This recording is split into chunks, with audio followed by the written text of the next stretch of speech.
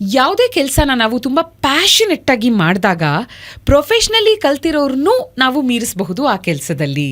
ಅದಕ್ಕೆ live example ಆಗಿರುವಂಥ ಒಬ್ರು ಗೆಸ್ಟ್ನ ಇವತ್ತು ನಾನು ಕರ್ಕೊಂಬಂದಿದ್ದೀನಿ. ಯಾಕಂದರೆ ಬಹಳ ಪ್ಯಾಷನೆಟ್ ಆಗಿ ಇವರು astrology, numerology, vastu and about crystals ಇದನ್ನೆಲ್ಲ ಕಲಿಬೇಕು ಅಂತ ಕಲ್ತಿರೋದು.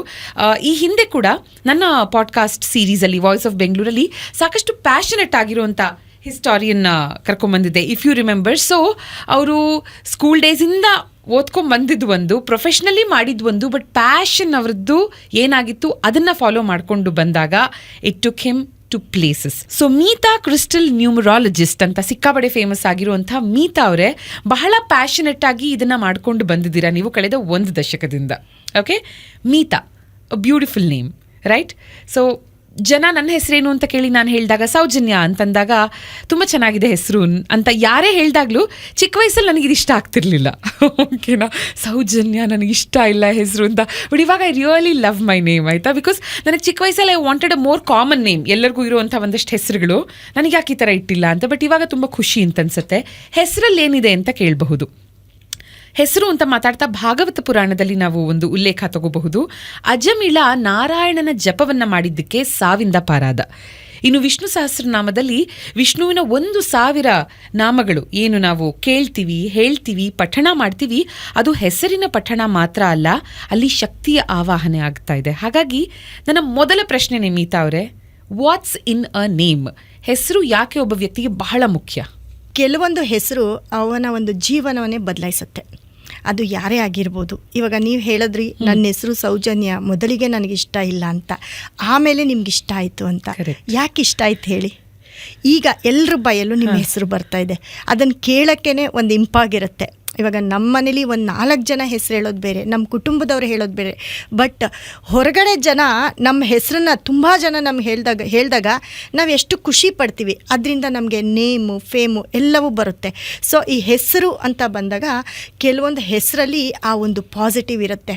ಅದು ನಮ್ಮ ಚಿಕ್ಕವರಲ್ಲಿ ನಮಗೆ ಗೊತ್ತಾಗಲ್ಲ. ನಮ್ಮನ್ನು ಅದು ಸಾಧನೆಯತ್ತ ಯಾವಾಗ ಕರ್ಕೊಂಡು ಹೋಗುತ್ತೆ, ಆವಾಗ ಸಾಕಷ್ಟು ಜನರ ಬಾಯಲ್ಲಿ ನಮ್ಮ ಹೆಸರು ಬಂದಾಗ ನಮಗೆ ಪ್ರೌಡ್ ಆಗುತ್ತೆ. ಹೌದು, ನನ್ನ ಹೆಸರು, ನನ್ನ ಕರೀತಿದ್ದಾರೆ, ನನಗೆ ಹೇಳ್ತಿದ್ದಾರೆ ಅಂದರೆ ನಾವೇನೋ ಸಾಧನೆ ಮಾಡಿದ್ದೀವಿ, ಮಾಡಬೇಕು, ಮಾಡ್ತಾಯಿದ್ದೀವಿ ಅಂತ ನಮಗೆ ಗೊತ್ತಾಗತ್ತೆ. ಆ್ಯಕ್ಚುಲಿ ಈ ಪಾಯಿಂಟ್ ನಾನು ಯೋಚನೆ ಮಾಡಿರಲಿಲ್ಲ. ನಾನು ಅಂದ್ಕೊಂಡೆ ಕ್ರಮೇಣ ನನಗೆ ಇಷ್ಟ ಆಗ್ತಾ ಬಂತು ನನ್ನ ಹೆಸರು ಅಂತ. ಬಟ್ ನೀವು ಹೇಳೋದನ್ನ ಯೋಚನೆ ಮಾಡ್ತಾ ಹೌದಲ್ವಾ ಅಂತ ಅನ್ನಿಸ್ತಾ ಇದೆ. ಯಾಕಂದರೆ ಹೌದು, ಜನರ ಬಾಯಲ್ಲಿ ನಮ್ಮ ಹೆಸರನ್ನ ಕೇಳ್ತಾ ನಮ್ಮ ಹೆಸರು ನಮ್ಗೆ ಇನ್ನೂ ಹೆಚ್ಚು ಇಷ್ಟ ಆಗುತ್ತೆ ಅಲ್ವಾ? ಸೊ ಹೆಸರಿಡೋದು ನಕ್ಷತ್ರದ ಪ್ರಕಾರ ಅಥವಾ ರಾಶಿ ಪ್ರಕಾರ, ಒಂದು ಜನ್ಮ ಕುಂಡಲಿಯನ್ನು ಬರೆಸಿ ಮಗು ಹುಟ್ಟಿದಾಗ ಸೂಕ್ತವಾದ ಹೆಸರು, ಅಕ್ಷರಗಳು ಅಂತ ನೋಡಿ ಇಡುವಂಥದ್ದು. ಇವತ್ತಿನ ದಿನಕ್ಕೆ ಅದು ಸ್ವಲ್ಪ ಕಡಿಮೆ ಆಗ್ತಾ ಇದೆ. ಮೋಸ್ಟ್ ಆಫ್ ದ ಟೈಮ್ ಏನಾಗುತ್ತೆ, ತಂದೆ ಹೆಸರಿಂದ 1-2 ಅಕ್ಷರಗಳನ್ನು, ತಾಯಿ ಹೆಸರಿಂದ 1-2-3 ಅಕ್ಷರಗಳನ್ನ ತೆಗೆದು ಕ್ಲಬ್ ಮಾಡಿ ಇಡ್ತಾರೆ, ಅಥವಾ ತುಂಬ ಟ್ರೆಂಡಿ ಆಗಿರೋ ನೇಮ್ಸ್ ಇಡ್ತಾರೆ. ಸೊ ನಿಮ್ಮ ಪ್ರಕಾರ ನಕ್ಷತ್ರ, ರಾಶಿ ಇದನ್ನೆಲ್ಲ ಪರಿಗಣನೆಗೆ ತಗೊಂಡು ಹೆಸರಿಡೋದು ಎಷ್ಟು ಮುಖ್ಯ ಮತ್ತು ಯಾಕೆ ಮುಖ್ಯ? ನೋಡಿ, ಹಿಂದಿನ ಕಾಲದಲ್ಲೆಲ್ಲ ಯಾವಾಗ ಹುಟ್ಟಿದಾಗ ಆ ನಕ್ಷತ್ರದಲ್ಲಿ ಏನು ಅಕ್ಷರ ಬರುತ್ತೆ ಅನ್ನೋದ್ರ ಪ್ರಕಾರ ಹೆಸರಿಡ್ತಾಯಿದ್ರು. ಆದರೆ ನನ್ನ ಪ್ರಕಾರ ಏನಾಗುತ್ತೆ ಅಂದರೆ, ಈ ನ್ಯೂಮರಾಲಜಿ ಅಂತ ಏನು ಹೇಳ್ತೀವಿ, ಸಂಖ್ಯಾಶಾಸ್ತ್ರ, ನಮ್ಮ ಡೇಟ್ ಆಫ್ ಬರ್ತ್ ಇದೆಯಲ್ಲ, ಆ ಡೇಟ್ ಆಫ್ ಬರ್ತ್ನ ನಾವು ಎಲ್ಲನೂ ಕೂಡಿಸಿ ಅದರಲ್ಲಿ ನಮಗೆ ಯಾವ ಕಾಂಬಿನೇಷನ್ ಬರುತ್ತೆ, ಅಂದರೆ ನಮ್ಮ ಡೆಸ್ಟಿನೇಷನ್ ನಂಬರ್ ಏನು ಬರುತ್ತೆ ಅದ್ರ ಪ್ರಕಾರ, ನಮ್ಮ ಪಿರಮಿಡ್ ನಂಬರ್ ಏನು ಬರುತ್ತೆ ಅದ್ರ ಪ್ರಕಾರ ನೇಮ್ ನಂಬರು ಇಷ್ಟೇ ಬರಬೇಕು, ಈ ಅಕ್ಷರದಲ್ಲೇ ಬರಬೇಕು. ಇದು ಯಾವುದೇ ಒಂದು ನಕ್ಷತ್ರಕ್ಕಾಗಲಿ ರಾಶಿಗಾಗಲಿ ಸಂಬಂಧಪಡಲ್ಲ. ಓಕೆ, ಏನಿದ್ರು ನಮ್ಮ ಡೇಟ್ ಆಫ್ ಬರ್ತ್ ಮುಖಾಂತರ ನಾವು ಹೆಸರನ್ನ ಇಟ್ಕೊಂಡ್ರೆ ಖಂಡಿತವಾಗ್ಲೂ ಶೈನ್ ಆಗುತ್ತೆ. ನನ್ನ ಒಂದು ರಾಶಿ ಏನಿದೆ, ನಂದು ಕುಂಭರಾಶಿ, ಧನಿಷ್ಠ ನಕ್ಷತ್ರ, ಜಿ ಅನ್ನೋ ಹೆಸರಿಂದ ನನಗೆ ಹೆಸರಿಟ್ಟಿದ್ರು. ಸೊ ಈಗ ನನ್ನ ಹೆಸರು ಬದಲಾವಣೆ ಮಾಡಿಕೊಂಡೆ. ಅದು ನನ್ನ ಒಂದು ಡೇಟ್ ಆಫ್ ಬರ್ತ್ಗೆ ಇಷ್ಟೇ ನಂಬರ್ 24 ಬರಬೇಕು ಅಂತ ಬದಲಾವಣೆ ಆದಮೇಲೆ ನಾನು ಶೈನ್ ಆದೆ. ಸೊ ಇಲ್ಲಿ ವ್ಯತ್ಯಾಸ ಗೊತ್ತಾಗುತ್ತೆ. ಇದೇ ರೀತಿ ಬಹಳಷ್ಟು ಜನ ಹೆಸರಿಂದ ಕೂಡ ಎಲ್ಲವೂ ಇರುತ್ತೆ ಮನೇಲಿ, ಏನಕ್ಕೂ ಕೊರತೆ ಇರಲ್ಲ. ಆದರೆ ಅವರ ಹೆಸರಿಂದ ಅವರು ಎಲ್ಲೋ ಒಂದು ಕಡೆ ಕುಗ್ಗುತ್ತಾ ಇರ್ತಾರೆ. ಏನೇ ಕೆಲಸ ಮಾಡಿದ್ರು ಅವರು ಮುಂದೆ ಬರಲ್ಲ, ಕಾಣಿಸಲ್ಲ. ಆದರೆ ಎಲ್ಲೋ ಒಂದು ಕಡೆ ಹೆಸರು ಬದಲಾಯಿಸ್ಕೊಂಡ್ಮೇಲೆ ಮತ್ತೆ ಅವ್ರು ಶೈನ್ ಆಗಿರ್ತಾರೆ. ಈ ಹೆಸರು ಬದಲಾಯಿಸ್ಕೊಳ್ಳೋದು ಹೇಗೆ ಅಂದರೆ ನಮ್ಮ ಒಂದು date of birth. Okay okay. So ನನ್ನ ಪ್ರಕಾರ ಯಾವಾಗಲೂ ನೀವು ಹೆಸರು ಬದಲಾವಣೆನ ಸೂಚಿಸೋದಿಲ್ಲ ಸಹ. ಯಾಕಂದರೆ ಕೆಲವ್ರದ್ದು ಕರೆಕ್ಟಾಗೇ ಇರುತ್ತೆ, ಮೇ ಬಿ ಅದಕ್ಕೆ ಒಂದು ಅಕ್ಷರ ಆ ಕಡೆ ಈ ಕಡೆ ಆ್ಯಡ್ ಮಾಡಿದ್ರೂ ಸಾಕು ಅಂತಿರುತ್ತೆ, ಅಂಥವ್ರಿಗೆ ಆ ಥರದ ರೆಮಿಡಿನ ಕೊಡ್ತೀರಾ. ಬಟ್ ಯಾರಿಗೆ ನಿಜವಾಗ್ಲೂ ಕರೆಕ್ಟಾಗಿರೋ ಹೆಸರು ಅವ್ರ ಡೇಟ್ ಆಫ್ ಬರ್ತ್ ಪ್ರಕಾರ ಇಟ್ಟಿರಲ್ಲ ಅಂಥವ್ರಿಗೆ ಮಾತ್ರ ಆ ಬದಲಾವಣೆ ತುಂಬ ಅವಶ್ಯಕ ಇರುತ್ತೆ ಅಲ್ವಾ. ಸೊ ಈ ಹೆಸರು ಸಹ ಹೆಸರು ಇಟ್ಕೊಳ್ಳೋದು ಕರೆಕ್ಟಾಗಿ ದೊಡ್ಡ ವಿಷಯ ಅಲ್ಲ, ಅದನ್ನ ಸಂಪೂರ್ಣವಾಗಿ ಕರೆಸ್ಕೊಳ್ಳೋದು ತುಂಬ ಇಂಪಾರ್ಟೆಂಟ್ ಅಲ್ವಾ. ಹೆಸರು ಇಡೋದಿಡ್ತಾರೆ, ಅದನ್ನು ತುಂಡು ಮಾಡಿ ಕರೀತಾರೆ. ಇದು ಎಫೆಕ್ಟ್ ಆಗುತ್ತೆ ಅನ್ಸುತ್ತಾ ನಿಮಗೆ? ಹೌದು, ನಾವು ನೋಡಿದ ತಕ್ಷಣನೇ ಗೆಸ್ ಮಾಡ್ತೀವಿ ಇವರು ಡೇಟ್ ಆಫ್ ಬರ್ತು ಹೆಸರು ಕೂಡ ತುಂಬ ಚೆನ್ನಾಗಿದೆಯಲ್ಲ ಅಂತ. ಬಟ್ ಅವರು ಮುಂದೆ ಒಂದಿನ, ಇವಾಗ ಚಿಕ್ಕ ಮಕ್ಕಳಾಗಿದ್ದರೆ ನಮ್ಮ ಹತ್ರ ಬರುತ್ತೆ ಜಾತಕಗಳು, ಮುಂದೆ ಒಂದಿನ ಅವ್ರು ತುಂಬ ಶೈನ್ ಆಗೋದು ಅಥವಾ ಎಲ್ಲೋ ಒಂದು ಇಂಡಸ್ಟ್ರಿಗೆ ಹೋಗೋದಿರ್ಬೋದು, ಯಾವುದೋ ಒಂದು ರೂಪದಲ್ಲಿ ಅವರು ಬೆಳೀತಾರೆ ಅಂತ ನಮಗೆ ಗೊತ್ತಾಗ್ಬಿಡುತ್ತೆ. ಅದೇ ರೀತಿ ಇವಾಗ ಹೆಸರು ಇಟ್ಟಿರ್ತಾರೆ, ಅದರಲ್ಲೆಲ್ಲೋ ಶಾರ್ಟ್ ನೇಮ್ ಕರೆದಾಗ ಏನಾಗುತ್ತೆ, ನಾವು ಇವಾಗ ಏನೇ ಒಂದು ವಸ್ತು ಆಗಲಿ ಏನೇ ಆಗಲಿ ಕೊಟ್ಟಾಗ ಈ ಅರ್ಧ ತಿಂದು ಇನ್ನರ್ಧ ನಾವೇನು ಮಾಡ್ತೀವಿ ಬಿಟ್ಬಿಟ್ಟಿರ್ತೀವಿ. ಎಲ್ಲೋ ಒಂದು ಕಡೆ ನಮಗೆ ಇದರಲ್ಲಿ ನಮಗೆ ಏನೂ ಸಿಗಲ್ಲ, ನಾವೇನು ಹೊರಗಡೆ ಹಾಕಿರ್ತೀವಿ ಅದರಲ್ಲಿ ಸಿಗ್ತಾ ಇರುತ್ತೆ ನಮಗೆ, ಅದರಲ್ಲಿ ಏನೋ ಇರುತ್ತೆ. ಸೊ ಆ ರೀತಿ ಒಂದು ಪ್ರಭಾವ ಬೀರುತ್ತೆ, ಬಟ್ ಅದನ್ನೇ ಬಿಟ್ಬಿಟ್ಟಿರ್ತೀವಿ. ಹಾಗೆ ಮುಖ್ಯವಾಗಿ ಏನಪ್ಪ ಅಂತಂದರೆ ಹೆಸರು ಕೊಡೋದೇ ನಮ್ಮ ಒಂದು ಪರಿಪೂರ್ಣ. ನಮ್ಮ ಹೆಸರು ಫುಲ್ಲು ಕರೆದಾಗ ನಮಗೆ ಎಷ್ಟು ಆನಂದ, ನಮಗೂ ಕರೆಸ್ಕೊಳ್ಳೋಕ್ಕೆ ತುಂಬ ಇಷ್ಟ ಆಗುತ್ತೆ. ಜೊತೆಗೆ ನಮ್ಮ ಹೆಸರು ಕರಿತಾ ಅದು ಪಾಸಿಟಿವ್ ಆಗುತ್ತೆ. ಎಲ್ಲ ಒಂದು ಕಡೆ ತುಂಡು ಮಾಡಿ ಹೆಸರು ಕರೆದಾಗ ಇನ್ನು ಪಾಸಿಟಿವ್ ನೇಮು ಎಂಡಲ್ಲಿ ಏನೋ ಒಂದು ಪಾಸಿಟಿವ್, ಯಾಕಂದರೆ ನಾವು ಕೊಡೋ ಅಂಥದ್ದೆಲ್ಲ ಡ್ಯೂಯಲ್ ನೇಮ್, 2 ಹೆಸರು ಕೊಟ್ಟಿರ್ತೀವಿ. 2 ಹೆಸರು ಅಂದರೆ ಒಂದು ನೇಮ್ ನಂಬರು ಒಂದು ಪಿರಮಿಡ್ ನಂಬರ್ಗೆ ಮ್ಯಾಚ್ ಆಗಿ ಅದೇ ಅಕ್ಷರಗಳು ಪಕ್ಕ ಬರಬೇಕು, R ಪಕ್ಕ A ಬರಬೇಕು, Y ಪಕ್ಕ A ಬರಬೇಕು, ಈ ರೀತಿ ಒಂದು ನೋಡಿ, ಇಲ್ಲ ಡಬಲ್ A ಪಾಸ್ ಆಗಬೇಕು. ಅದರಲ್ಲಿ ಒಂದು ಕಡೆ ಇವರು ಎಲ್ಲೋ ಸ್ವಲ್ಪ ಇವಾಗ ರಿಕ್ಕಿ ಆಗಿರ್ಬೋದು, ಅಥವಾ ನೋಡಿ ನಂದು ಮೀತಾ, ಸೊ ನನ್ನ ಸುಮ್ಮನೆ ಮೀ ಅಂತ ಕರೆಯೋದು ಎಲ್ಲ ಒಂದು ಕಡೆ ಕೊಡ್ತಾರೆ. ಇವಾಗ ನಂದು ಫುಲ್ ನೇಮು ಗುಣಶೀಲ, ಅಲ್ಲಿ ಎಲ್ಲೋ ಒಂದು ಕಡೆ ಗುಣ ಅಂತ ಕರೆದು ಶೀಲ ಬಿಟ್ಬಿಡ್ತಾರೆ. ಅದು ಫುಲ್ ನೇಮ್ಗೆ ಪವರ್ ಇರುತ್ತೆ. ಸೊ ನನ್ನ ಪ್ರಕಾರ ಏನೇ ಆಗಲಿ ನಾವು ಅಷ್ಟು ಕಷ್ಟಪಟ್ಟು ನಮ್ಮ ಒಂದು ಏಳಿಗೆಗೋಸ್ಕರ ಅವ್ರವ್ರ ಏಳಿಗೆಗೋಸ್ಕರ ಅವ್ರ ಹೆಸರಿಟ್ಕೊಂಡಾಗ ಆ ಫುಲ್ ಕರಿಬೇಕು ಹೆಸರನ್ನು. ಓಕೆ ಆವಾಗ ಫುಲ್ ಪಾಸಿಟಿವ್ ಹೆಚ್ಚಾಗ್ತಾ ಹೋಗುತ್ತೆ. ಒಬ್ಬರು ಕರೆದಾಗ ಒಂದು ಪಾಸಿಟಿವ್, ಅದೇ ಒಂದು 4-5 ಜನ ಅವ್ರ ಫುಲ್ ಹೆಸರನ್ನ ಕರೀತಾ ಹೋದಾಗ ಅದು ಪಾಸಿಟಿವ್ ಜಾಸ್ತಿ ಆಗ್ತಾ ಹೋಗುತ್ತೆ. ಓಕೆ. ಆಲ್ಸೋ ಸಾಕಷ್ಟು ಜನರ ಹೆಸರು ಇವಾಗ ಮನಸ್ಸಲ್ಲೇ ಕರ್ಕೋತಾ ಇದ್ದೆ ನಾನು, ಆ್ಯಂಡ್ ಐ ರಿಯಲೈಸ್ಡ್ ಈ ಒಂದು ಪ್ಯಾಟರ್ನ್ ಅಂದರೆ ಕೊನೆಯಲ್ಲಿ ಇಲ್ಲ ಅರ್ಧಾಕ್ಷರ ಇರುತ್ತೆ, ಇಲ್ಲ ಪೂರ್ಣಾಕ್ಷರ ಇರುತ್ತೆ. ಅಂದರೆ ಸಮರ್ಥ್ ಇರಬಹುದು, ಅಥವಾ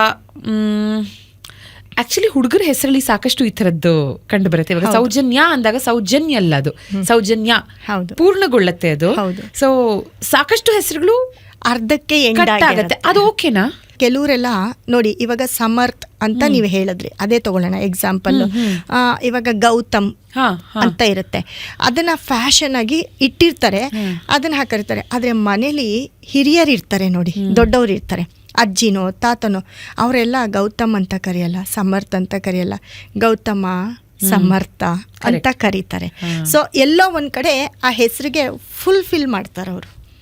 ಅದು ದೊಡ್ಡವ್ರ ಬಾಯಲ್ಲಿ ಆ ಹೆಸರು ಕರೆಸ್ಕೊಂಡಾಗ ಅದು ಒಂಥರ ಆಶೀರ್ವಾದ ಇದ್ದಂಗೆ, ಅದು ಎಲ್ಲೋ ಒಂದು ಕಡೆ ಬ್ಲೆಸ್ ಆಗುತ್ತೆ. ನಿಜ. Also one size fits all ಥರ ಏನಾದರೂ ಇದೆಯಾ? ಅಂದರೆ ಈ ಒಂದು ಅಕ್ಷರ ಯಾವುದೇ ರಾಶಿ ನಕ್ಷತ್ರ ಅಥವಾ ಡೇಟ್ ಆಫ್ ಬರ್ತ್ ಅವ್ರಿಗೂ ತುಂಬ ಚೆನ್ನಾಗಿ ಆಗಬರುತ್ತೆ ಅಂತ, ಅಥವಾ ಈ ಒಂದು ಅಕ್ಷರ ಯಾರಿಗೂ ಆಗಬರಲ್ಲ, ಆ ಥರದ್ದು ಏನಾದರೂ ಇದೆಯಾ? ಒಂದು ಅಕ್ಷರ ಅನ್ನೋದಕ್ಕಿಂತ ಇವಾಗ ನೋಡಿ, ನನ್ನ ಪ್ರಕಾರ ಇವಾಗ ಎಲ್ಲರೂ ಹೇಳ್ತಾರೆ ಈ ಆರ್ ಅನ್ನೋ ಅಕ್ಷರದಿಂದ ಯಾರೆಲ್ಲ ಹೆಸರಿಟ್ಕೊಂಡಿರ್ತಾರೆ ಅವ್ರಿಗೆ ಏನಾದರೂ ಒಂದು ಪ್ರಾಬ್ಲಮ್ ಇದ್ದೇ ಇರುತ್ತೆ ಅಂತ. ಬಟ್ ನೋಡಿದ್ದೀನಿ ಕೂಡ ಇರುತ್ತೆ.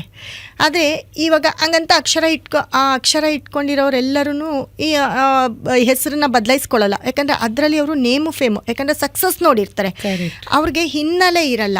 ಇವಾಗ ಅವರೇ ಕಷ್ಟಪಟ್ಟು ಒಂದು ಸ್ಟೇಜಿಗೆ ಬಂದಿರ್ತಾರೆ, ಆವಾಗ ಅವರು ನೇಮು ಫೇಮು ಮಾಡಿರ್ತಾರೆ. ಕೆಲವೊಂದು ಅಕ್ಷರಗಳು ಯಾವುದು ಚೆನ್ನಾಗಿಲ್ಲ ನನ್ನ ಪ್ರಕಾರ, ಸ್ವಲ್ಪ ಅಕ್ಷರಗಳು ನೆಗೆಟಿವ್ ಇಲ್ಲ ಅವ್ರ ಹೆಸರಲ್ಲಿ. ಇವಾಗ ಮನೋಹರ್, ಎಮ್ ಅನ್ನೋದು ತುಂಬ ಪಾಸಿಟಿವ್ ನಂಬರು, ಅದು ಹೆಣ್ಮಕ್ಳಿಗೋ ಗಂಡು ಮಕ್ಳಿಗೋ ಎಮ್ಮಿಂದ ಸ್ಟಾರ್ಟ್ ಮಾಡಿದ್ರೆ ತುಂಬ ನೇಮು ಫೇಮು ಶೈನು ಯಾವುದೇ ಒಂದು ರೀತಿಯಲ್ಲಿ ಅವರು ಕ್ಲಿಕ್ ಆಗ್ತಾರೆ. ಅದರಲ್ಲಿ ಮಧ್ಯದಲ್ಲಿ ಮನೋಹರ್ NO ಬರುತ್ತೆ, ನೋ ಬರುತ್ತೆ, ಇದು ಕೂಡ ಇಂಪಾರ್ಟೆಂಟ್ ಆಗಿರುತ್ತೆ. ಮತ್ತು ಅವರು ಏನು ಮಾಡಬೇಕಂದ್ರೆ ಅವ್ರು ಸಿಗ್ನೇಚರ್ ಮಾಡ್ತಾರಲ್ಲ, ಆ ಸಿಗ್ನೇಚರ್ ಮಾಡಿದಾಗ ಎಲ್ಲೋ ಒಂದು ಕಡೆ ಆ ಸಿಗ್ನೇಚರ್ನ ಸ್ವಲ್ಪ ಅವ್ರು ಬದಲಾಯಿಸ್ಕೊಳ್ಬೇಕಾಗತ್ತೆ. ಅಂದರೆ ರೈಸಿಂಗ್, ಆ ಸಿಗ್ನೇಚರ್ ಮಾಡೋದ್ರಲ್ಲಿ ಕೂಡ ಅವರ ಒಂದು ಒಂದು ಕೆರಿಯರ್ನೇ ಬದಲಾಯಿಸ್ಕೊಳ್ಬೋದು. ಇವಾಗ ಇದೇ ಒಂದು ಇನ್ಸಿಡೆಂಟ್ ಹೇಳ್ತೀನಿ. ನನ್ನ ಹತ್ರನೂ ಒಬ್ಬರು ತುಂಬ ಚೆನ್ನಾಗಿರೋರು, ತುಂಬ ನೇಮು ಫೇಮ್ ಎಲ್ಲ ಇತ್ತು. ಆದರೆ ಎಲ್ಲೋ ಒಂದು ಕಡೆ ಯಾವುದೋ ಒಂದು ರೂಪದಲ್ಲಿ ಅವರು ಮುಂದೆ ಬಂದಿರಲಿಲ್ಲ. ತುಂಬ ಎಲ್ಲ ಇದ್ದು ಕೂಡ ಯಾವುದು ಸಾಧನೆ ಮಾಡಿರಲಿಲ್ಲ. ಅವರು ಬಂದಿದ್ದರು, ಅವ್ರಿಗೆ ಏನೋ ದುಡ್ಡು ಕಾಸಿನ ತೊಂದರೆ ಇಲ್ಲ, ಮನೆ ಮಠ ತೊಂದರೆ ಇಲ್ಲ, ನೆಮ್ಮದಿ ಇಲ್ಲ. ಆಮೇಲೆ ಯಾವುದೋ ಒಂದು ಕೆಲ್ಸಕ್ಕೆ ಹೋದಾಗ ಅವ್ರನ್ನ ಯಾರು ಮುಂದೆ ಗುರ್ತಿಸ್ತಾ ಇರಲಿಲ್ಲ. ಅವರು ಎಲ್ಲ ಇರೋರಿಗೆ ನಾವೇನು ಕೊಡೋಕ್ಕಾಗತ್ತೆ? ಸೊ ಒಂದು ಸಿಗ್ನೇಚರ್ ಮಾಡಿ ಸರ್ ಅಂದೆ. ಆ ಸಿಗ್ನೇಚರ್ ಮಾಡಿದ್ರು. ಅದರಲ್ಲಿ ಒಂದೇ ಒಂದು ಸ್ಮಾಲ್ ಕರೆಕ್ಷನ್, ಇನ್ನು ಅವರ ಹೆಸರು ಕೂಡ ಬದಲಾಯಿಸಿಲ್ಲ. ಆ ಸ್ಮಾಲ್ ಕರೆಕ್ಷನಲ್ಲಿ ಒಂದು ರೈಸಿಂಗ್ ಅಷ್ಟೇ ಲಾಸ್ಟ್ ಎಂಡಲ್ಲಿ. ಆ ರೈಸಿಂಗ್ ಅವತ್ತು ಕೊಟ್ಟಿದ್ದೆ, ಸುಮಾರು ಒಂದು 6 ವರ್ಷ ಇರ್ಬೋದು. ಇವತ್ತಿಗೆ ಅವರು ಎಷ್ಟೋ ಚೆಕ್ಕಿಗೆ, ಒಂದು ದಿನಕ್ಕೆ ಎಷ್ಟೋ ಚೆಕ್ಗಳಿಗೆ ಸಿಗ್ನೇಚರ್ ಹಾಕ್ತಾರೆ. ಆ ಒಂದು ಬದಲಾವಣೆ ಅವ್ರ ಲೈಫನ್ನೇ ಚೇಂಜ್ ಮಾಡುತ್ತೆ. ಸೊ ಹಾಗೆ ಸೊ ಆ ವೈಬ್ರೇಷನ್ ಪ್ಯಾಟರ್ನ್ ಸಂಪೂರ್ಣವಾಗಿ ನಮಗೆ ಸಿಗಬೇಕು ಅಂದರೆ ಹೆಸರು ಕರೆಕ್ಟಾಗಿ ಇಡಬೇಕು, according to date of birth ಅಥವಾ ರಾಶಿ ನಕ್ಷತ್ರ ಏನಿಟ್ಟಿರ್ತಾರೆ ಅದು ಆಪ್ಟ್ ಆಗಿರಬೇಕು, ಹಾಗೂ ಅದನ್ನು ಸಂಪೂರ್ಣವಾಗಿ ಕರಿಬೇಕು. ಜೊತೆಗೆ ಅರ್ಧ ಅಕ್ಷರಕ್ಕಿಂತ ಪೂರ್ಣ ಅಕ್ಷರದಲ್ಲಿ ಕರೆದ್ರೆ ತುಂಬ ಉತ್ತಮ ಅಂತ. ಪರ್ಫೆಕ್ಟ್. ಯಾಕಂದರೆ ಸಂಸ್ಕೃತದಲ್ಲಿ ಏನು ಹೇಳ್ತಾರೆ, ಹೆಸರು ನಾವು ಕೇಳಿಸ್ಕೊಳ್ಳುವಂಥ ಮೊದಲ ಮಂತ್ರ ಅಂತೆ, ನಮ್ಮ ಹೆಸರು. ಹೌದು. ಸೊ ಆ ಮೊದಲ ಮಂತ್ರ, ಅದರ ಜಪ ನಾವು ಮಾತ್ರ ಮಾಡೋದಲ್ಲದೆ ನಮ್ಮ ಸುತ್ತಲೂ ಇರೋರು ಮಾಡಿದ್ರೆ ಕರೆಕ್ಟ್ ಆಗಿ ಅದರ ಎಫೆಕ್ಟ್ ಜಾಸ್ತಿ ಆಗುತ್ತೆ, ಪವರ್ ಹೆಚ್ಚಾಗುತ್ತೆ. Correct make sense. ಸೊ ಹೆಸರುಗಳ ಬಗ್ಗೆ ಐ ಆಮ್ ವೆರಿ ಶ್ಯೂರ್ ಎಲ್ಲರಿಗೂ ಒಂದು ಇಂಟ್ರೆಸ್ಟ್ ಇದ್ದೇ ಇರುತ್ತೆ ತಿಳ್ಕೊಳ್ಳೋದಕ್ಕೆ. ಬಟ್ ದೆನ್ ಇವಾಗ ನೆಕ್ಸ್ಟ್ ನಾವು ಮಾತಾಡಬೇಕು ಅಬೌಟ್ ಗ್ರಹಗಳು. ಯಾಕಂದರೆ ಹೆಸರು ಎಷ್ಟೇ ಚೆನ್ನಾಗಿದ್ರು ಪಾಪ ಕೆಲವರಿಗೆ ಗ್ರಹಚಾರ ಚೆನ್ನಾಗಿಲ್ಲದೆ ಇರಬಹುದು. ಸೊ ಗ್ರಹಗಳು ಮತ್ತು ನಕ್ಷತ್ರಗಳು ಅಂತ ಮಾತಾಡ್ತಾ ಈ ಎರಡರ ಪರಿಣಾಮ ಒಬ್ಬ ವ್ಯಕ್ತಿಯ ಮೇಲೆ ಎಷ್ಟಿರುತ್ತೆ? ಗ್ರಹಗಳು ಅಂತ ಬಂದಾಗ 9 ಗ್ರಹಗಳು ಚೇಂಜ್ ಆಗ್ತಾ ಇರುತ್ತೆ. ಫಸ್ಟು ನಮ್ಮ ಹುಟ್ಟಿದ ಜಾತಕದಲ್ಲಿ ನಾವು ಯಾವ ಟೈಮಲ್ಲಿ ಹುಟ್ಟಿರ್ತೀವಿ ಆಗ ಪರ್ಮನೆಂಟಾಗಿ ಗ್ರಹಗಳಿರುತ್ತೆ. ಅದ್ರ ಪ್ರಕಾರ ನಮಗೆ ದಶಾಭುಕ್ತಿಗಳು ನಡೀತಾ ಇರುತ್ತೆ. ನಕ್ಷತ್ರ ಅಂತ ಬಂದಾಗ ನೋಡಿ, ಒಂದು ಗ್ರಹಕ್ಕೆ 3 ನಕ್ಷತ್ರ ಡಿವೈಡ್ ಆಗಿರುತ್ತೆ. ಈ ನಕ್ಷತ್ರನೇ ಅಧಿದೇವತೆ ಅಂತ ಹೇಳ್ಬೋದು. ಸೊ ಪ್ರತಿ ಗ್ರಹಕ್ಕೂ 3 ನಕ್ಷತ್ರಗಳು: ಸೂರ್ಯ, ಚಂದ್ರ, ಮಂಗಳ, ಬುಧ, ಗುರು, ಶುಕ್ರ, ಶನಿ, ರಾಹು ಮತ್ತು ಕೇತು. ಹೌದು. ಒಂದು ಗ್ರಹಕ್ಕೆ 3 ನಕ್ಷತ್ರ ಬಂದಾಗ ಆ ಗ್ರಹಗಳು ಎಲ್ಲೆಲ್ಲಿ ಬದಲಾವಣೆ, ಗೋಚಾರದಲ್ಲಿ ಬದಲಾವಣೆ ಆಗ್ತಾ ಇರುತ್ತೆ, ಅವಾಗ ಎಲ್ಲರಿಗೂ ಇನ್ಸಿಡೆಂಟ್ ನಡೀತಾ ಇರುತ್ತೆ. ಆವಾಗ ಆ ದಶಾಭುಕ್ತಿಗಳು ನಡಿಬೇಕಾದ್ರೆ ಅವ್ರಿಗೆ ಒಬ್ರಿಗೆ ತುಂಬಾ ಚೆನ್ನಾಗಾಗೋದು, ಒಬ್ಬರಿಗೆ ಕೆಡಕಾಗೋದು, ಈ ತರ ಆಗ್ತಾ ಇರುತ್ತೆ. ಅವ್ರವ್ರ ಲೈಫಲ್ಲಿ ಅಪ್ಸ್ ಅಂಡ್ ಡೌನ್ ಆಗ್ತಾ ಇರುತ್ತೆ. ಇದಕ್ಕೆ ಮೇಯ್ನ್ ಏನಪ್ಪಾ ಅಂದ್ರೆ ನಕ್ಷತ್ರ. ನಾವು ಅವಾಗ ಗ್ರಹಗಳನ್ನ ನಾವು ಚೇಂಜ್ ಮಾಡೋಕ್ಕಾಗಲ್ಲ. ನಮ್ಮ ಯಾವುದೋ ಒಂದು ಕೆಟ್ಟ ಟೈಮು ದಶಾಭುಕ್ತಿ ನಡೀತಾ ಇರುತ್ತೆ, ಅಲ್ಲಿ ಗ್ರಹಗಳು ಹಾಗೇ ಇರುತ್ತೆ. ಇವಾಗ ನಡೀತಾ ಇರೋದು ಹಾಗೆ, ಸೂರ್ಯ ಬಂದು ಎಲ್ಲ ಶತ್ರು ಮನೆಯಲ್ಲಿ ಸಂಚರಿಸ್ತಾ ಇದ್ದಾನೆ ಆಲ್ರೆಡಿ. ಇವಾಗ ಈ ಸಂಕ್ರಾಂತಿ ಹಬ್ಬದಿಂದ ಸೂರ್ಯ ಶನಿ ಮನೇಲಿ ಹೋಗ್ತಾ ಇದ್ದಾನೆ ನೋಡಿ. ಇವಾಗ ಮಕರ ಆಗಿರ್ಬೋದು, ಕುಂಭ ಆಗಿರ್ಬೋದು, ಮೀನ ರಾಶಿಯವರಾಗಿರ್ಬೋದು, ಈ ಸಿಂಹ ರಾಶಿ ಅಧಿಪತಿ ಸೂರ್ಯ ಈ ಥರ ಮನೆಗಳಲ್ಲಿ ಸಂಚರಿಸ್ಬೇಕಾದ್ರೆ ಗ್ರಹ ಸಪೋರ್ಟ್ ಮಾಡಲ್ಲ. ಅದು ಏನು ನಡಿಬೇಕು ಅದೇ ನಡಿಬೇಕು. ಅದರಲ್ಲಿ ಏನಾದರೂ ಗ್ರಹಚಾರ ಕೆಟ್ಟು ಅದೇ ದಶಾಭುಕ್ತಿ ನಡೀತಿದ್ರೆ ಹೋಯ್ತು. ಆದರೆ ನಾವು ಯಾರನ್ನ ನಾವು ಬೇಡ್ಕೊಳ್ಬೇಕಾಗತ್ತೆ ಅಂದರೆ ನಕ್ಷತ್ರಗಳು. ಅದರ ಅಧಿಪತಿ ನಕ್ಷತ್ರಗಳಿರ್ತಾರಲ್ಲ ಅವರಿಂದ. ಇವಾಗ ಗ್ರಹಗಳು ನಕ್ಷತ್ರನ ಹಂಚ್ಕೊಂಡಿರ್ತಾರೆ, ಅವ್ರ ದೇವತೆಗಳು ಇವರಾಗಿರ್ತಾರೆ. ಅವರನ್ನ ನಾವೆಲ್ಲೋ ಮೊರೆ ಹೋದಾಗ, ನಕ್ಷತ್ರಗಳನ್ನ ನಾವು ಫಾಲೋ ಮಾಡಿದಾಗ ಎಲ್ಲೋ ಒಂದು ಕಡೆ ಈ ಪ್ರಾಬ್ಲಮಿಂದ ಹೊರಗಡೆ ಬರ್ಬೋದು. ತುಂಬ ಬ್ಯೂಟಿಫುಲ್ ಆಗಿರೋ ಪಾಯಿಂಟ್ ಹೇಳಿದ್ರಿ ನೀವು. ಅಂದರೆ ಗ್ರಹಚಾರದಿಂದ ತಪ್ಪಿಸ್ಕೊಳ್ಳೋದಕ್ಕೆ ನಾವು ಯೂಶಲಿ ಏನು ಮಾಡ್ತೀವಿ, ಗ್ರಹದ ಮೊರೆ ಹೋಗ್ತೀವಿ ಅಲ್ವಾ. ಆದರೆ ಅವುಗಳು ಹಂಚ್ಕೊಂಡಿರುವಂಥ ನಕ್ಷತ್ರಗಳು, ಇವಾಗ ನಮಗೆ ಯಾವ ಗ್ರಹದಿಂದ ತೊಂದರೆ ಆಗ್ತಿದೆ ಆ ಗ್ರಹ ಹಂಚ್ಕೊಂಡಿರುವಂಥ ನಕ್ಷತ್ರಗಳ ಮೊರೆ ಹೋದಾಗ, ಹೌದು, I think that's the best possible ಮತ್ತು ಈಸಿಯೆಸ್ಟ್ ರೆಮಿಡಿ. ಹೌದು ಅಲ್ವಾ. ಗ್ರಹಗಳು ಅಂತ ಮಾತಾಡ್ತಾ ಇದು ಸಂಚರಿಸ್ತಾನೇ ಇರುತ್ತೆ, ಆದ್ರೆ ನಕ್ಷತ್ರಗಳು ಸ್ಥಿರವಾಗಿ ಒಂದೇ ಕಡೆ ಇರುತ್ತೆ. ನಮ್ಮನ್ನ ಕಾಪಾಡೋದಕ್ಕೆ ನಥಿಂಗ್ ಬೆಟರ್ ದನ್ ನಕ್ಷತ್ರ.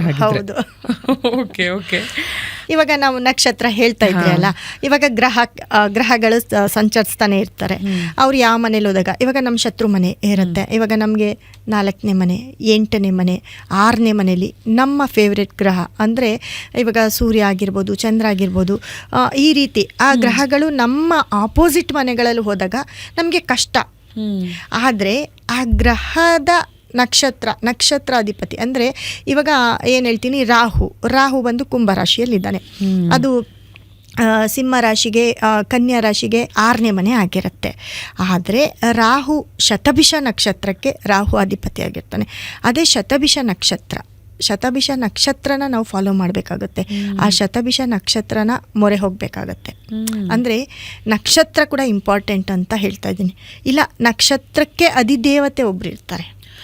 ಸೊ ಇವಾಗ ಅದೇ ಕ್ವೆಶ್ಚನ್ ಕೇಳ್ಬೇಕು ಅನ್ಕೊಂಡೆ. ಅಂದ್ರೆ ಇವಾಗ ಗ್ರಹಗಳ ಮೊರೆ ಹೋಗ್ಬೇಕು ಅಂದ್ರೆ ನಮಗೆ ಗೊತ್ತು ಇದ್ರದ್ದೊಂದು ಶಾಂತಿ ಮಾಡೋದು ಅಥವಾ ಯಾವ ಗ್ರಹಕ್ಕೆ ಯಾವ ಧಾನ್ಯ ಕೊಟ್ರೆ ತಂಪಾಗತ್ತೆ ಅಂತೆಲ್ಲ ಅರ್ಥ ಮಾಡ್ಕೊಂಡಿರ್ತೀವಿ. ಆದ್ರೆ ನಕ್ಷತ್ರಗಳ ಮೊರೆ ಹೋಗೋದು ಹೇಗೆ ನಾವು? ಇವಾಗ ಕುಜಗ್ರಹಕ್ಕೆ ಧನಿಷ್ಠ ನಕ್ಷತ್ರ ಬರುತ್ತೆ. ಧನಿಷ್ಠ ನಕ್ಷತ್ರಕ್ಕೆ ಕುಜಗ್ರಹ ಅಧಿಪತಿ. ಆದರೆ ಅವ್ರಿಗೆ ಒಂದು ದೇವ್ರು ಇರ್ಬೇಕಲ್ವಾ ನಕ್ಷತ್ರಕ್ಕೆ? ಆ ನಕ್ಷತ್ರದಲ್ಲಿ ಹುಟ್ಟಿರೋಂಥ ಒಂದು ದೇವ್ರು ಇರ್ಬೇಕಲ್ವಾ? ಅದೇ ನಕ್ಷತ್ರದ ದೇವ್ರನ್ನ ನಾವು ಇಟ್ಕೊಂಡಾಗ ತಾನೇ ನಮಗೆ ಪಾಸಿಟಿವ್ ಆಗುತ್ತೆ. ಸುಬ್ರಹ್ಮಣ್ಯ. ಹಾಗೆ ಆ ಗ್ರಹಕ್ಕೆ ಆ ನಕ್ಷತ್ರಕ್ಕೆ ಹೋಲುವಂಥ ಒಂದು ದೇವ್ರನ್ನ ನಾವು ನೆನೆಸ್ಕೊಂಡ್ರೆ ಅಥವಾ ಅವ್ರನ್ನ ಒಂದು ಎಲ್ಲೋ ಇರೋ ಜಾಗದಿಂದ ಅವ್ರನ್ನ ನಾವು ಪ್ರೇಯರ್ ಮಾಡ್ಕೊಂಡಾಗ ಎಲ್ಲೋ ಒಂದು ಕಡೆ ನಾವೇನು ಗ್ರಹಚಾರದಲ್ಲಿ ಇರ್ತೀವಿ ಅದರಿಂದ ಸ್ವಲ್ಪ ಪಾರಾಗ್ತೀವಿ. ಓಕೆ ಓಕೆ, ಬಹಳ ಉತ್ತಮವಾದ ಎಲ್ಲರೂ ಫಾಲೋ ಮಾಡಬಹುದಾದಂತಹ ಸೊಲ್ಯೂಷನ್ ಕೊಟ್ರಿ ಮೀತಾ ಅವರೇ. So next comes mobile numbers ಮತ್ತು ವೆಹಿಕಲ್ ನಂಬರ್ಸ್. ಸೊ ನನ್ನ ಪ್ರೀವಿಯಸ್ ವೆಹಿಕಲ್ ಒಂದಿತ್ತು ಆ್ಯಂಡ್ ಅದು ನಾವು ಪ್ಲ್ಯಾನೇ ಮಾಡಿಲ್ದಿರ ರೈಸಿಂಗ್ ನಂಬರ್ ಸಿಕ್ತು ನಮಗೆ 0589 ಆ್ಯಂಡ್ ತುಂಬ ಬೇಜಾರಲ್ಲಿ ಅದನ್ನು ಮರೆದ್ವಿ. 12 ವರ್ಷ ಆಗೋಯ್ತಲ್ಲ ಅಂತ. ಆ್ಯಂಡ್ ನೆಕ್ಸ್ಟ್ ನಾವು ತೊಗೊಂಡಂಥ ಗಾಡಿಗೆ ರೈಸಿಂಗ್ ನಂಬರ್ ಟ್ರೈ ಮಾಡಿದ್ವಿ, ಬಟ್ ಅದು RTO ಅದ್ರ ಪ್ರಕಾರ ಸಿಗಲ್ವಲ್ಲ, ಅಲಾಟ್ಮೆಂಟ್ ಆಗಬೇಕು. ಇವತ್ತಿಗೂ I keep thinking about it. ಅಂದರೆ ರೈಸಿಂಗ್ ನಂಬರ್ ತುಂಬ ಮ್ಯಾಟರ್ ಆಗುತ್ತಾ ಗಾಡಿಗಳ ವಿಷಯಕ್ಕೆ ಅಂತ ಬಂದಾಗ? ಅಂದರೆ ಅಸೆಂಡಿಂಗ್ ಆರ್ಡ್ರಲ್ಲಿರೋದು ತುಂಬ ಮ್ಯಾಟ್ರ್ ಆಗುತ್ತಾ ಅಥವಾ ಎಷ್ಟು ಮ್ಯಾಟ್ರ್ ಆಗುತ್ತೆ? ನನ್ನ ಪ್ರಕಾರ ರೈಸಿಂಗ್ ನಂಬರ್ ಅನ್ನೋದಕ್ಕಿಂತ ನಾನು ಫಸ್ಟೇ ಹೇಳಿದೆ, ನೇಮ್ ನಂಬರ್ ಕೂಡ ನಮಗೆ ಮ್ಯಾಚ್ ಆಗಬೇಕು, ಅದ್ರ ಪ್ರಕಾರ ನಾವು ಹೆಸರು ಕೊಡ್ತೀವಿ ಅಂತ. ಸೊ ನಮ್ಮ ಡೇಟ್ ಆಫ್ ಬರ್ತ್ ಏನಿದೆ ಅದೇನು ಪಿರಮಿಡ್ ಮಾಡ್ತೀವಿ. ಇವಾಗ ನಂದೇ ನೋಡಿ 7 and 7, ನಾನು 1981 ಎಲ್ಲ ಟೋಟಲ್ ಮಾಡಿದಾಗ ನಂದು birth number 7, destination 7 and 7 combination. 7ಗೆ ಯಾವ್ದು ಲಕ್ಕಿ ನಂಬರು, ತುಂಬ ಪಾಸಿಟಿವ್ ಆಗೋ ನಂಬರ್ ಯಾವುದು, ಅದನ್ನು ನಾವು ತಗೊಳ್ಬೇಕಾಗತ್ತೆ. ನಾನು ಎಕ್ಸಾಂಪಲ್ ನಾನು ಹೇಳಿದೆ. ಸೊ ಅದೇನಾಗುತ್ತೆ, ಆ ನಂಬರು ನಮಗೆ ಲಕ್ಕಿ ತಂದ್ಕೊಡೋಂಥ ನಂಬರು, ಅದು ರೈಸಿಂಗ್ ಆಗಲಿ ಅಥವಾ ಡೌನ್ ಆಗಲಿ ಏನೇ ಆಗಲಿ. ಯಾಕಂದರೆ ಇವಾಗ ನಂದು ಎಲ್ಲ ನಂದು ವೆಹಿಕಲ್ ನಂಬರ್ ಆಗಿರ್ಬೋದು, ಫೋನ್ ನಂಬರ್ ಆಗಿರ್ಬೋದು, ಇಲ್ಲೆಲ್ಲ ನಂದು 6 ಎಂಡ್ ಆಗುತ್ತೆ. ಯಾಕಂದರೆ 6 ಅನ್ನೋದು ನನ್ನ ಲಕ್ಕಿಯೆಸ್ಟ್ ನಂಬರು. ಸೊ ನಂದು 2266 ಈ ರೀತಿ ಬರುತ್ತೆ, 4646 ಈ ರೀತಿ ಬರುತ್ತೆ. ಇದು ರೈಸಿಂಗ್ ನಂಬರ್ ಅನ್ನೋದಕ್ಕಿಂತ ಅವರ ಡೆಸ್ಟಿನೇಷನ್ ನಂಬರ್ ಏನಿದೆ, ಅವರ ಪಿರಮಿಡ್ ನಂಬರ್ ಏನಿದೆ, ಅದ್ರ ಪ್ರಕಾರ ಅವರು ವೆಹಿಕಲ್ ನಂಬರ್ ಆಗಿರ್ಬೋದು, ಮೊಬೈಲ್ ನಂಬರ್ ಆಗಿರ್ಬೋದು, ಈವನ್ ಮನೆ ನಂಬರ್ ಕೂಡ ಅದ್ರ ಪ್ರಕಾರ ಅವ್ರು ಇಟ್ಕೊಂಡ್ರೆ ಖಂಡಿತ ಅವ್ರ ಅದೃಷ್ಟ ಇನ್ನೂ ದುಪ್ಪಟ್ಟಾಗತ್ತೆ. ನೈಸ್. ಆ್ಯಂಡ್ ಇವಾಗ ಮನೆ ನಂಬರ್ ಅಂತಲೂ ತಗೊಳ್ತಾ ನೀವೇ ಒಂದು ತುಂಬು ಕುಟುಂಬದಿಂದ ಬಂದಂಥವ್ರು ಮೀತಾ ಅವರೇ ಅಲ್ವಾ? ಇವಾಗ ನಾನೊಂದು ತುಂಬು ಕುಟುಂಬದಲ್ಲಿ ಇರೋಳು. ಮನೇಲಿ ಅಷ್ಟು ಜನ ಇದ್ದಾಗ ಎಲ್ಲರಿಗೂ ಅವ್ರದ್ದೇ ನಂಬರ್ ಬೇಕಿರುತ್ತೆ. ಸೊ ಅವಾಗ ನಾವು ಮನೆ ಯಜಮಾನ ಅಥವಾ ಯಜಮಾನಿಗೆ ಫೇವರಬಲ್ ಆಗಿರೋ ತಗೊಂಡ್ರೆ ಉತ್ತಮನ? ಮನೆ ನಂಬರ್ ಬಂದು ಮನೆ ನಡೆಸೋಂಥ ಯಜಮಾನನ ಒಂದು ನೇಮ್ ನಂಬರಲ್ಲೇ ಇಡಬೇಕಾಗತ್ತೆ. ಯಾಕಂದ್ರೆ ಅವ್ರ ಹಿಡಿತದಲ್ಲಿ ಮನೆ ಇದ್ದಾಗ ಮೇಯ್ನು ನಮಗೆ ಅವರ ಕ್ಷೇಮನೇ ಮುಖ್ಯ. ಅವ್ರು ಚೆನ್ನಾಗಿದ್ರೆ ನಾವೆಲ್ಲ ಚೆನ್ನಾಗಿರ್ತೀವಿ, ನಮ್ಮನ್ನೆಲ್ಲ ಚೆನ್ನಾಗಿ ನೋಡ್ಕೊಳ್ತಾರೆ. ನಿಜ. ಸೊ ಈ ನೇಮ್ ನಂಬರ್ ಅಂತ ಏನು ಅವಾಗಿಂದ ನೀವು ಮೆನ್ಷನ್ ಮಾಡ್ತಾ ಬರ್ತಿದ್ದೀರಾ, ಈ ನೇಮ್ ನಂಬರ್ ಅಂದ್ರೆ ಏನು? I am sure this is not a date of ಬರ್ತ್. ಹೇಗೆ ಇದನ್ನು ಕ್ಯಾಲ್ಕುಲೇಟ್ ಮಾಡೋದು? ಇವಾಗ ಡೇಟ್ ಆಫ್ ಬರ್ತ್, ಹೌದು, ಡೇಟ್ ಆಫ್ ಬರ್ತ್ ತಗೊಂಡಾಗ ಫುಲ್ ಕ್ಯಾಲ್ಕುಲೇಟ್ ಮಾಡಬೇಕು, ಎಲ್ಲವನ್ನು ಆ್ಯಡ್ ಮಾಡಿ ಕ್ಯಾಲ್ಕುಲೇಟ್ ಮಾಡಿದಾಗ ಅದಕ್ಕೆ ಲಾಸ್ಟ್ ಇವಾಗ ನಾನು ಹೇಳಿದೆ ನಂದು 16 ಅಂದರೆ 7 ಅಂತ ಹೇಳ್ತೀವಿ. ಬಟ್ 7 ಒಂದೇನೆ ನನಗೆ ಲೆಕ್ಕ ಬರಲ್ಲ. 16, 8, 1981 ಇಷ್ಟನ್ನು ತಗೊಂಡಾಗ 7 and 7 ಕಾಂಬಿನೇಷನ್ ಬರುತ್ತೆ ನಂದು. ಅದೇನಾಗುತ್ತೆ, ಮತ್ತೆ ಪಿರಮಿಡ್ ನಂಬರ್ 1 ಬಂದಿರುತ್ತೆ. ನಾವೇನು ಮಾಡಬೇಕು, 7 and 7 ಕಾಂಬಿನೇಷನು. ಈ 7 and 7 ಕಾಂಬಿನೇಷನ್ಗೆ ಯಾವುದು ಉತ್ತಮ, ಎಷ್ಟು ನಂಬರಲ್ಲಿ ಇವ್ರಿಗೆ ಮನೆ ನಂಬರ್ ಇರಬೇಕು, ಇವ್ರ ಲಕ್ಕಿ ನಂಬರ್ ಯಾವುದು? ಯಾಕಂದರೆ ಇವಾಗ 7ಗೆ ನೋಡಿ 3 ಆಪೋಸಿಟ್ ಅಂತ ಹೇಳ್ತೀವಿ. ಆದರೆ ಅವ್ರ ವೆಹಿಕಲ್ ನಂಬರಲ್ಲಿ ಎಲ್ಲೋ ಒಂದು ಕಡೆ 3 ಎಂಡ್ ಆಗೋದು, ರೈಸಿಂಗ್ ನಂಬರ್ ಬೇಕು ಅಂತ 9 ಆಪೋಸಿಟ್ಟು, ರೈಸಿಂಗ್ ನಂಬರ್ ಬೇಕು ಅಂತ ನೋಡಿ 9 ಎಂಡ್ ಬರೋದು. ಅಂದರೆ 7, 9, 8, 9 ಅನ್ನೋದನ್ನ ರೈಸಿಂಗ್ ನಂಬರ್ ಮಾಡ್ಕೊಂಡು ಹೋಗ್ತಾರೆ. ಬಟ್ ಅದು ಅವ್ರಿಗೆ ವರ್ಕ್ ಆಗಲ್ಲ. ಓಕೆ. ಸೊ ನೋಡಿ, ಮೊಬೈಲ್ ನಂಬರ್ ಮತ್ತು ವೆಹಿಕಲ್ ನಂಬರ್ ಬಗ್ಗೆ ಮಾತಾಡ್ತಾ, ಗಾಡಿ ಚಲಿಸುತ್ತೆ, ಮೊಬೈಲ್ ವ್ಯವಹರಿಸುತ್ತೆ, ಈ ಎರಡು ಕೂಡ ನಮ್ಮ ಫ್ರೀಕ್ವೆನ್ಸೀಸ್ನ ಹೊರಗಿನ ಪ್ರಪಂಚಕ್ಕೆ ಕ್ಯಾರಿ ಮಾಡ್ತಾ ಇದೆ. ಸೊ ಹಾಗಾಗಿ ಅಫ್ಕೋರ್ಸ್ ಏನಂದರೆ ಪ್ರತಿಯೊಂದೊಂದೂ ಅಷ್ಟು ಆಳವಾಗಿ ಯೋಚನೆ ಮಾಡಿ ಮಾಡೋಕ್ಕಾಗದೇ ಇರಬಹುದು. ಬಟ್ ಕೆಲವೊಂದ್ಸಲ ಈ ಥರದ ಚಿಕ್ಕ ಚಿಕ್ಕ ಬದಲಾವಣೆಗಳನ್ನು ಸ್ಟೆಪ್ ಬೈ ಸ್ಟೆಪ್ ಮಾಡ್ಕೊಂಡು ಬಂದಾಗ ನಮಗೆ ಗೊತ್ತಿಲ್ಲದೆ ಸಾಕಷ್ಟು ಬದಲಾವಣೆಗಳನ್ನ ನಾವು ನೋಡ್ತೀವಿ. ಹೌದು.